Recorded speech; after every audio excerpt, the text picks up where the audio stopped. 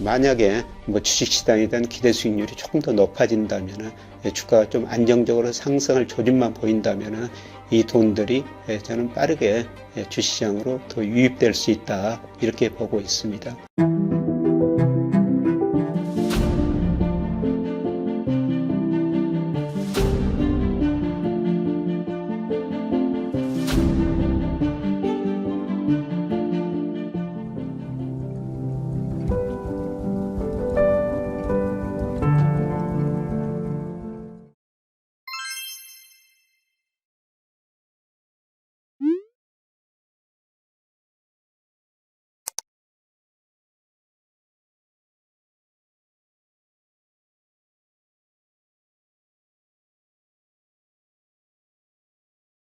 안녕하세요. 김영희입니다. 최근 유동성, 특히 증시 주변 유동성을 한번 살펴보는 시간을 갖겠습니다. 우선 전체적으로 유동성이라는 것은 경제 규모에서 유동성이 늘어나느냐 축소되느냐, 이런 걸 볼 수가 있는데요. 그걸 대표적으로 나타나는 게 마샬 K라는 것입니다. 마샬 K라는 것은 M2를 명목 GDP로 나눈 거예요. 명목 GDP에 비해서 M2 유동성이 얼마나 증가한가. 그래서 제가 명목 GDP를 쓰는 것은 M2가 명목 개념이기 때문입니다. 그런데 장기적으로 보면은 마샬 K가 상승을 하죠. 장기적으로 실물에 비해서 유동성이 증가했고, 제가 주가지수와 같이 그려놨습니다만은, 장기적으로는 이와 더불어 가지고 주가도 추세적으로 상승했죠. 두 개 상관계수가 0.84 정도 됩니다. 그런데 마샬 K는 때로는 증가했다가 때로는 상대적으로 감소하는 구간이 있습니다. 그래서 그동안 경제이기 때문에 다 미국이나 우리나라 보면은 금리 내리고 유동성을 더 풀었지 않습니까? 그리고 경기가 회복되면은 유동성이 상대적으로 축소되는 이런 경향이 있었습니다. 우리도 2020년에 코로나 와가지고 경기가 급격하게 위축되니까 한국의 금리 인하고 유동성을 많이 풀었었습니다. 그래서 마샬 K가 한때 1.76까지 올라갔는데요. 그 뒤로 물가가 오르니까 한국의 금리를 올리고 유동성을 상대적으로 축소시켜주지 않습니까? 그래서 1.76까지 올라갔던 마샬 K가 올 2분기에는 1.72까지 떨어졌습니다. 물론 3분기 데이터는 조금 반등했을 거라고 생각되는데요. 3분기 통화동향은 발표됐는데 아직 명목 GDP가 발표되지 않았기 때문에 제가 3분기 데이터는 넣을 수가 없었습니다만, 어떻든 현재까지는 유동성이 실물에 비해서 상대적으로 축소되는 기간이다. 그러나 중장기적으로 보면은 계속 마샬 K 실물에 비해서 상대적으로 유동성이 늘어났고 주가도 상승했다는 겁니다. 조금 더 단기적으로 월별 데이터를 보면요. 2020년 코로나 때문에 한국이 급하게 금리를 내렸죠. 0.5%까지 기준금리를 내렸습니다. 그리고 돈을 풀다 보니까 유동성이 급증했지 않습니까? 그래서 한때 2021년에는 M2 증가율이 전년 동월 대비로 13.2%까지 올랐습니다. 그러나 그 뒤로 계속 물가가 오르니까 한국은행이 기준금리를 0.5%, 3.5%까지 올렸지 않습니까? 그리고 상대적으로 통화정책을 긴축적으로 운용했죠. 그러다 보니까 M2 증가율이 올 6월, 8월에는 전년 동월 대비 2.2%까지 떨어졌습니다. 그러나 최근 9월 데이터 보니까 2.5%로 다소 올라갔습니다. 현재 기준금리는 계속 동결한 상태고요. 앞으로 금리 인상 저는 사이클 끝났다, 이런 말씀을 계속 드리고 있는데 금리 인상 더 이상은 없을 것 같습니다. 그리고 유동성 M2 증가율이 아마 느리지만은 2.2%를 저점으로 서서히 올라가지 않을까, 이렇게 생각하고 있습니다. 우리 증시 주변에 더욱 중요한 거는 단기 부동자금이라는 거예요.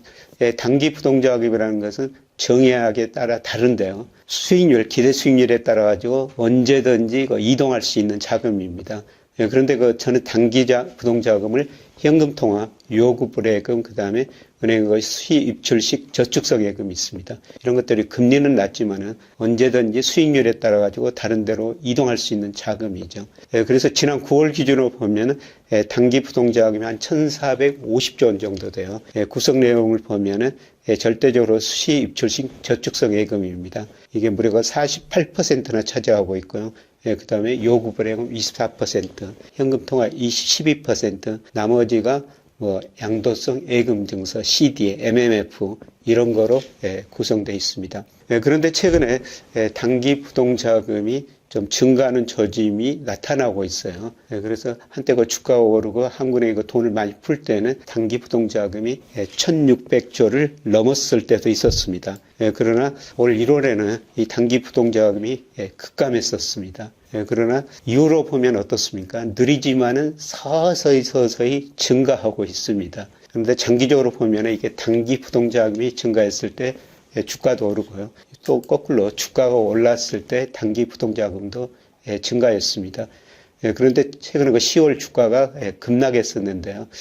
단기 부동자금은 아직까지 증가하는 추세라는 겁니다. 이런 거 보면은 다시 그 주가가 오를 수 있다. 이렇게 내다볼 수가 있고요. 조금 더 좁은 의미로 증시 주변 자금이라고 그러는데요. 증시 주변 자금은 우리가 고객 예탁금, 그 다음에 주식 및 채권형 펀드, 물론 채권형 펀드는 주식시장으로 당장 들어오기는 힘듭니다만 증시 주변 자금이라고 할 수가 있죠. 그 다음에 대표적으로 단기 부동자금이 MMF입니다.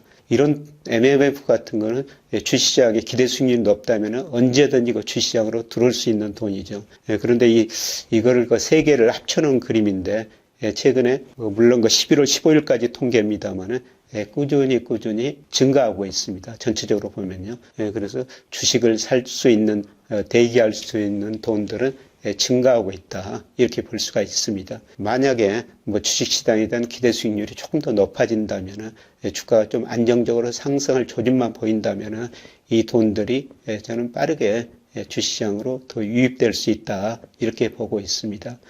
그래서 전체적으로 보면은 아직도 마샬 K는 좀 축소되는 국면이다. 실물에 비해서 상대적으로 유동성이 축소되는 국면인데 그 유동성 중에서도 M2 증가율이 좀 높아지고 있다. 그리고 주식시장하고 조금 더 관계가 높은 단기 부동자금, 그 다음에 고객예탁금, 그 다음에 주식 채권형 펀드, MMF, 주식을 직접적으로 조금 더 살 수 있는 가까운 돈은 증가세로 돌아서고 있다. 이런 측면을 보면은 주식시장을 좀 더 낙관적으로 볼 수 있지 않느냐, 이렇게 생각하고 있습니다. 그리고 가장 중요한 거는 우리 코스피가 M2에 비해서 좀 저평가 영역에 있다는 것입니다. 그래서 이걸 기간을 언제로 보느냐에 따라 다릅니다만 제가 2005년부터 보면요. 코스피 시가총액이 M2에서 차지하는 비중이 장기 평균이 58%입니다. 그리고 최근 10년만 따지더라도 한 56%입니다. 그런데 이게 때로는 과거 평균 이상으로 가고요. 과거 평균 이상으로 갈 때는 코스피가 좀 가대평가됐다. 밑으로 갈 때는 저평가됐다. 이런 말씀을 드립니다만은 2021년 5월 이때 그 코스피가 3,300을 넘었을 때였죠. 이때 66까지 갔었어요. 과거 평균에 비해서 가대평가됐다는 겁니다. 그러나 올 2월 보면은 50까지 떨어졌고요. 그리고 4월 이후로 조금 더 반등했다가 최근에 다시 급락하고 있지 않습니까? 특히 그 10월에는 아직 M2 증가율이 발표가 안 됐습니다만 제가 그 M2 증가율로 추정해 보니까 한 47% 정도로 굉장히 낮은 수준입니다. 지난 거 2005년 평균 58%, 그 다음에 최근 10년 평균 56%보다 굉장히 낮은 수준이라는 거죠. 결국 제가 말씀드리고 싶은 것은 유동성에 비해서 주가가 저평가된 상황이다. 그래서 이런 거 저평가된 상황을 조금 더 인식한다면은 앞서 제가 M2 증가율이 높아지고 있다. 단기 부동자금도 높아지고 있다. 그 다음에 주식을 직접 살 수 있는 증시 주변 자금도 높아지고 있다. 이런 말씀을 드렸는데요. 이런 자금들이 주식시장으로 들어오면서 코스피 시가총액이 늘어나면서 주가가 제자리를 찾아가는 과정이 앞으로 전개되지 않을까 이렇게 내다보고 있습니다. 고맙습니다.